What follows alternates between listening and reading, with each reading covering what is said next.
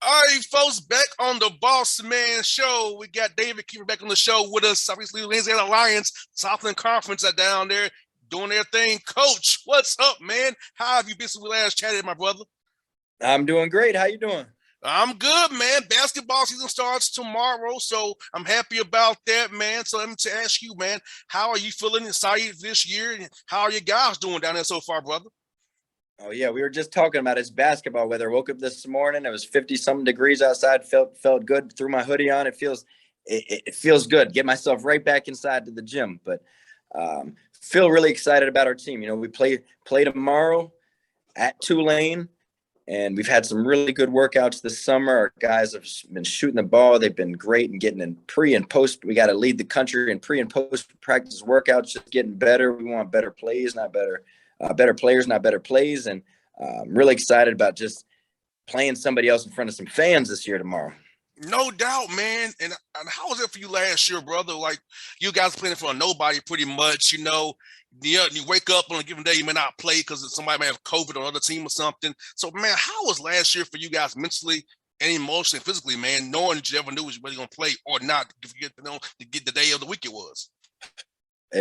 Last year was tough. You know, everybody's got their own stories. Obviously, you know, all we really know is ours. Going into the season last year, we had such good fall workouts like we're having now, and then we had no issues with the COVID all summer, all fall, and then 2 weeks before our first game, it just boom, boom, boom, a bunch pop, and we shut down the program for 2 weeks, and we didn't have our first practice next until the day before our first game at IPFW, and we started out the game. We play an overtime game that game, lose by 2 in overtime, I believe. We go 1 for 30 from 3. And after that, we opened the season 5 games in 9 days in 4 different states and 3 different time zones. And we just never really got to practice and got going. We had a guy, one of our players had traced for over 40 something days last year, was never tested positive. You know, I missed a game last year. We didn't have a home game till the middle of January. It was weird. You know, it was weird playing in, you know, every game almost felt like a closed door scrimmage. You're out there and it's just you and your team. There's nobody in the stands. You can hear everything that's being said. It was a different deal. It was definitely weird, but we were happy to have the season. I was worried about it being canceled for a little while. So just being able to play last year was nice. And now this year it seems like everything's kind of getting back going to normal, and we're ready to go. And I know your guys probably feel good about this now, having a spring and a summer, because last year there was no spring and summer. It was just get the best way you can. So did your guys appreciate now going to class more, having workouts, spring and summer workouts than they did last year after not having it the way they used to have that structure they used to have? Yeah, it's just, you know, getting yourself in that routine again every day. It helps, you know, just so you're not just kind of sitting in your room and isolated by yourself, but you're actually kind of getting out and being around people, and, you know, obviously still social distancing and being smart about everything, but just getting up in that routine, getting into your 8 a.m. classes, making, you know, getting to your noon study halls, and then getting over here to practice, getting your individual works in, get into your night study halls, getting into for film, and all those things. Our just routine was so messed up last year. And I don't know about you, but for me, if I'm not in some type of routine, it gets me a little bit of in a funk. I need to be on some type of schedule. No doubt. Hey, same for me in my radio show, brother. I'm doing it on Zoom now. I haven't been to my office since March 14th of 2020. Why would you? My office has like probably cobwebs in my office in Midtown Atlanta. I've been there forever. You don't need to go to the office anymore. It's, you know, you can do it right there. Yeah, right there, right wherever I'm at, man. So yeah, for you, brother, I'm with you. I gotta have a routine. I schedule my interviews. I'm right there with you. So getting to this routine, man, has been good for me once more, and able to go out and cover games again. You know, right. Going to Memphis when the Hawks played the Grizzlies on October 9th, getting booed felt good again. Being in a hotel on the road felt good again. You know, so I'm just telling you. So I know how you guys feel. For me, being a radio guy, having energy back is one of a kind for me, for sure. No question.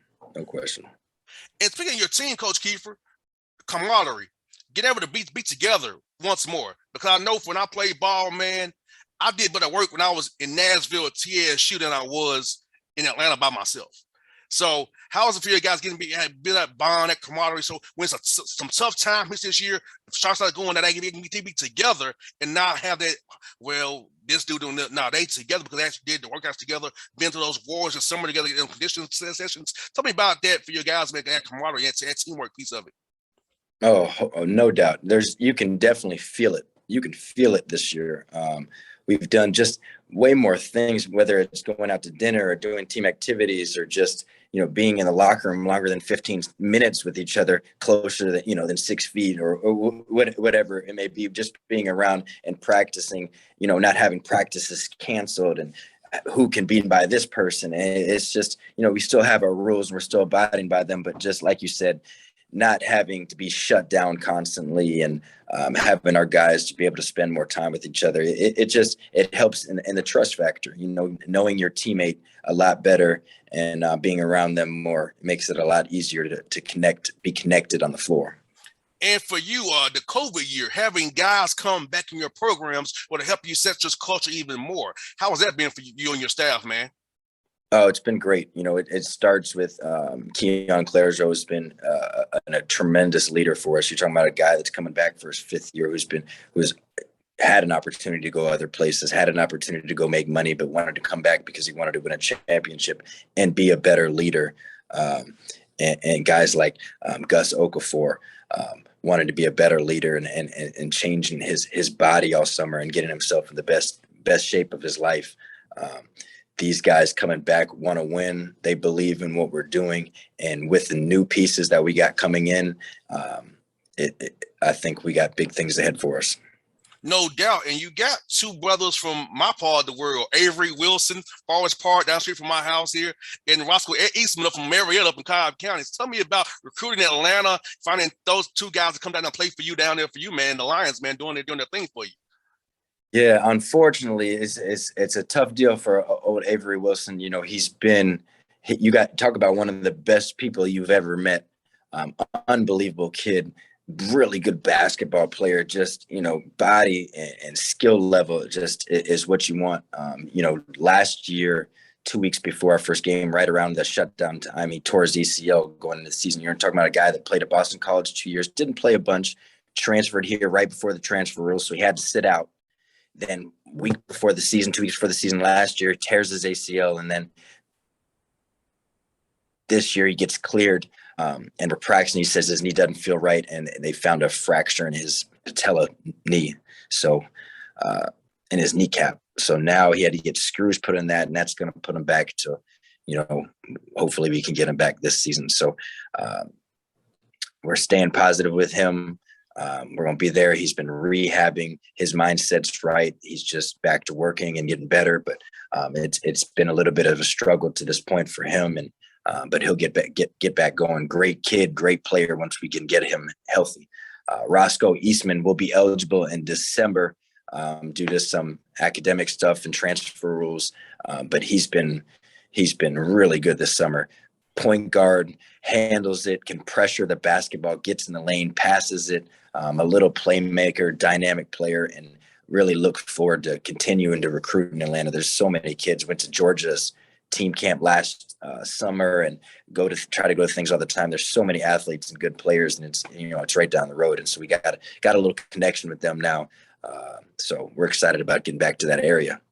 No doubt. Now, man, Coach Kiefer, how has this transfer portal helped you? Because I feel like with the way the style you play is very attractive to a young man. So do you feel like you have to kind of leave some spots open for the right fit out of that portal going forward? Because, you have 13 spots to give out. So do you want to leave like 11 or 12 to kind of make sure you find a guy like maybe from Georgia or somewhere else want to come back home and say, hey, this is a good right fit for me. So how's that working for you guys so far, man?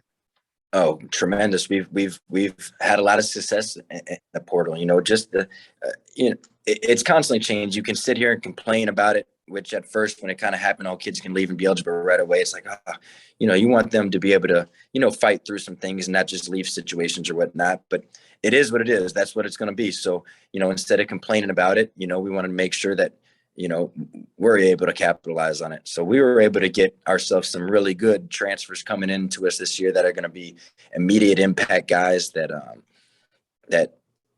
are hopefully going to help us win a championship this year. But yeah, we gotta save the spots. We got early signing period coming up, and if there's a kid that we just love, and we'll throw the offer out there and sign early. But there's going to be 1,500 kids in the portal in the springtime. So right now, it's about getting our team better, finding the talented guys that are out there right now, that whether they're junior college or high school kids or prep school kids, and keeping them on our radar. But right now, it's about getting our team better. That springtime will be here, and there's going to be more than enough players for everybody to get. You just got to make sure you're picking the right ones, you're doing the right due diligence. But there's going to be a lot of guys open in that springtime that we'll keep some spots open for sure. And speaking of getting better, you playing SMU, Louisville, Iowa, and Iowa State non-conference, and Tulane tomorrow. And so tell me about the non-conference schedule and preparing for Ron Hunter's zones. I've seen him in Georgia State all these years in IUPUI. His zones are one of a kind. They're very unique. He just plays unique zones. Tell me about Ron Hunter, preparing for him, having the whole summer to prepare for Ron Hunter's zones. Right. The most. How's that been for you, man? The first thing I know is preparing for his zone. Preparing for it is he'll say it's not a zone. He doesn't play zones, and then he'll tell you he doesn't play man either. So whatever that means, But you don't want to spend too much time trying to figure it out, because that's what's unique to them, and that's what they do every day. So you'll never be able to do what they do. You can't do it. That's who they are. That's what they do every day. And we don't want to spend too much time trying to figure it out. We want our guys to be able to play open and free, because Tulane thrives off turning you over, thrives off confusing you. What are we in? What do we do next? And they're really good out in the open floor. So we don't want to turn the ball over. We don't want to take quick, bad shots and let them get those athletes with big wings that can score the ball out in the open floor. So we want to make sure we're pushing it. We want to play fast, but we want to make sure we're taking the right shots. We're decisive with our decision making, and we're keeping them, in a 5-on-5 game. We don't want open floor transition for them. No doubt, man. And that's one for you, Coach Kiefer, this brother. When you come to Atlanta, what's your favorite spot to eat here, man? Oh,